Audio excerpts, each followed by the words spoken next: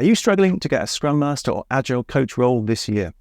It's a tough market out there. There have been a lot of layoffs in 2023, and that means the competition for every role is very high. So, what can you do? Let's talk about it.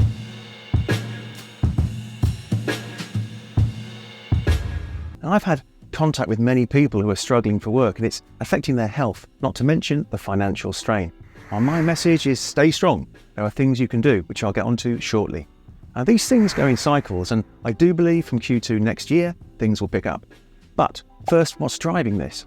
I've never seen the market so bad in our game for 20 years. Even the financial crisis back in 2008 pales in comparison. It's been driven by the fallout from that well-known virus back in 2020, a crisis in various countries around the world resulting in huge downturn in the economy, high inflation, and a massive rise in the cost of living. And these factors hit companies as well as individuals. So organisations have responded to this by downsizing their workforce, concentrating on business as usual, keeping the lights on. And for that, they only want people who they perceive as doers, people that actually produce the services or products that they sell. Now, although this is short-sighted, it is understandable. Many organisations are fighting for survival. The result is that people who are perceived as having only soft skills are getting laid off, such as many in our world.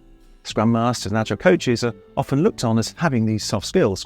Great when business is booming, but not so great when the company's backs are against the wall. So what can you do? Well, as I've said many times before, Scrum Masters need to do more than just facilitate events. They need to show how they can directly deliver value.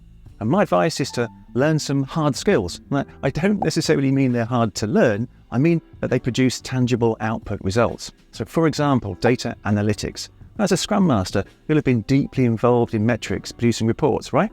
So why not take that one step further and use applications such as Microsoft Power BI or even EasyBI?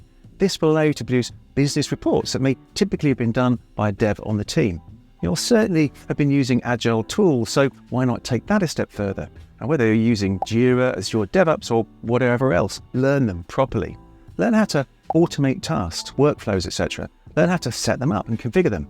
You can access free versions of almost all of these tools on the web so you can learn them at home. Understand how to extract data from them and present them as charts or tables using easy-to-use dashboards. Now, how about collaboration tools?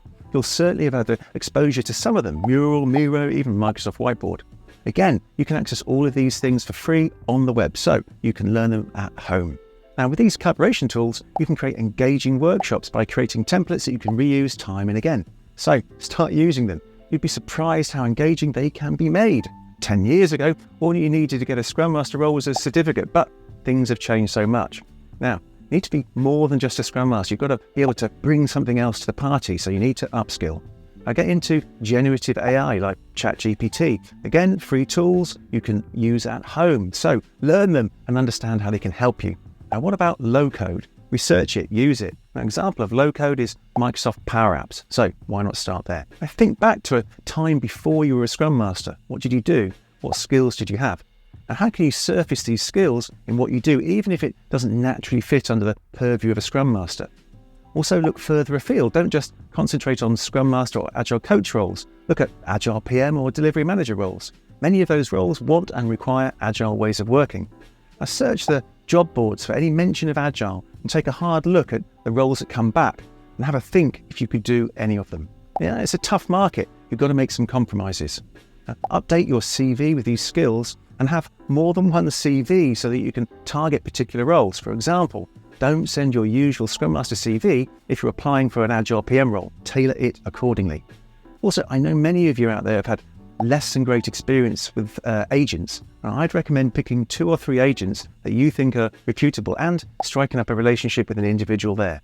Let them know what you're looking for, what you're willing to do. Get their advice on your CV as they know what companies are asking for.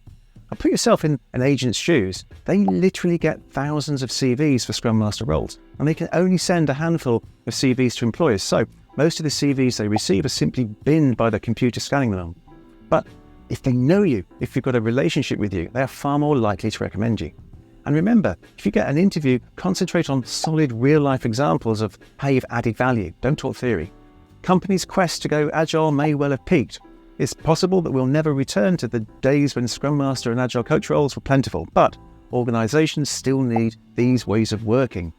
So, Now is the time to update your skills on your CV so that it doesn't look like all you can do is Scrum Master. It's about inspecting, adapting. In other words, it's about change. So we should be able to manage that as change agents. Look, I'm optimistic.